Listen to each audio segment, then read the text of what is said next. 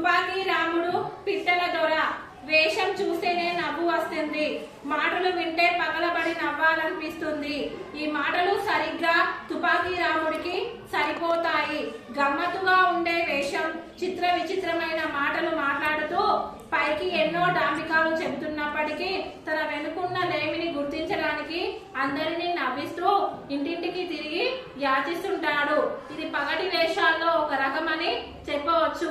ఎవరైనా వదులుగా అడ్డదిడ్డంగా డ్రెస్ వేసుకుంటే ఏమిరా తుపాకీ రాముడి వేషమేందిరా అనేవాళ్ళు.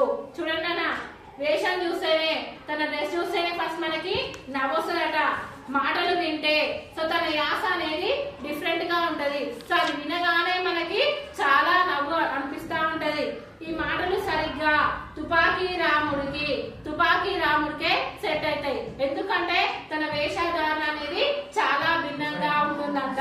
సో తుపాకీ నెక్స్ట్ గమ్మత్తుగా ఉండే వేషం. గమ్మత్తుగా అంటే మనకు నవ్వించే విధంగా, మనకు ఆహ్లాదకరంగా అనిపించే విధంగా ఉంటదంట. పైకి ఎన్నో డాంబికాలు మీన్స్ అబద్ధాలు, జరగనివి. సో అలాంటివి చెప్తున్నప్పటికీ కూడా తన వెనుకొన్న లేని, తన దగ్గర ఏమీ లేనప్పుడే ఆ వేషాన్ని తను వేస్తాడంట. సో చూడండి అన్న, అందరినీ నవ్విస్తూ ఇంటింటికి తిరిగి యాచిస్తుంటాడు. అందరినీ నవ్విస్తాడు తన యాసతోటి. బట్ ప్రతి ఇంటికి వెళ్ళి యాచించడం మీన్స్ బెగ్గింగ్, అడుక్కోవడం అనమాట. ఇల్లు తిరిగి బెగ్ చేసుకుంటా తన లైఫ్ ని లీడ్ చేసుకుంటాడంటూ అన్నమాట. సో ఇది పగటి వేషాల్లో ఒక రకమని చెప్పవచ్చు. పగటి వేషం అంటే పగటి వేషగాల్లాగా వచ్చేది ఏంటంటే మొత్తం ముఖాన్ని మేకప్ వేసుకొని ఇట్లా ఆడుకోవడానికి కొంతమంది తిరుగుతారు కదా. సో అందులో ఇది కూడా ఒక పార్ట్ అన్నట్టు. పగటి వేషం వేసుకున్నవేందిరా అని అంటారు కదా. సో తనని బేస్ చేసుకొని ఆ వాడిని అంటారు అనమాట. చూడండి అన్న, అడ్డదిడ్డంగా డ్రెస్ వేసుకుంటే ఏమిరా తుపాకీ రాముడు వేషం ఏందిరా అని అంటారంట ఇంటి దగ్గర. అంతేనా? ఎందుకు అడ్డదిడ్డంగా ఉంటది? ఒక పాయింట్ ఇంతవరకు ఉంటుందంట, ఒక పాయింట్ ఇంత అనుకుంటారంట, మళ్ళీ దానికి హోల్స్ అంట, అంత పిచ్చి పిచ్చి డ్రెస్ వేసుకుంటారు కదా.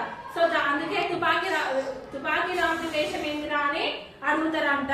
చూడండి అన్న, ఒక పక్క పైకి మడిచిన కాకి పాయింట్ ని ఇట్లా పైకి మడుస్తారనమాట. అంటే మలవట ఫోల్డ్ చేయడం. చినిగిన అంగి, డ్రెస్ చిరిగిపోయి నీటిగా ఐరన్ వేసుకున్న డ్రెస్ వేసుకుంటారు తుపాకీ రాముడు. పాత బట్టలు, చిరిగిన బట్టలు వేసుకొని తిరుగుతాడు అనమాట. తెల్ల ఈకతో కూడిన ఇంగ్లీషు దొరల టోపీ, తెల్ల ఈకలు, రెండిట్ల ఈకలు ఉంటే ఒక టోపీ ఉంటుంది కదా రౌండ్ గా. సో అట్లా క్యాప్ పెట్టుకుంటాడు అనమాట.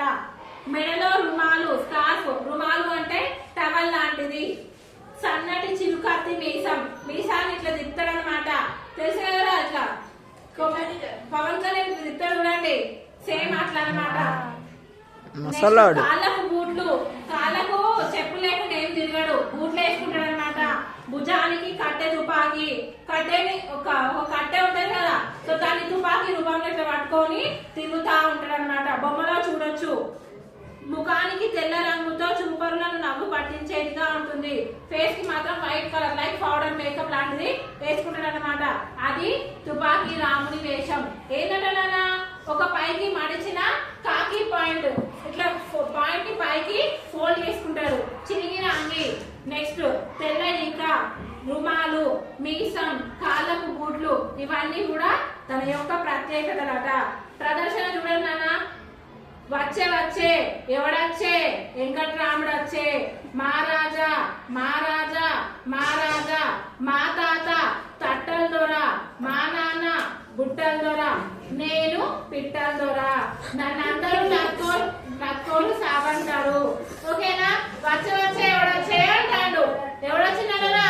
వాళ్ళ తాతాడా, వాళ్ళ తాతాడా తట్టల దొర అట, వాళ్ళ నాన్నట బుట్టల దొర అంట, తనేందట పిట్టల దొర అంట. సో ఆయన ఏమంటాడంట? నక్కో సాబ్ అంటే ఇక నువ్వేనన్నట్టు, ఏమంటారు చీప్ అన్నట్టు. చూడండి అన్న పాట.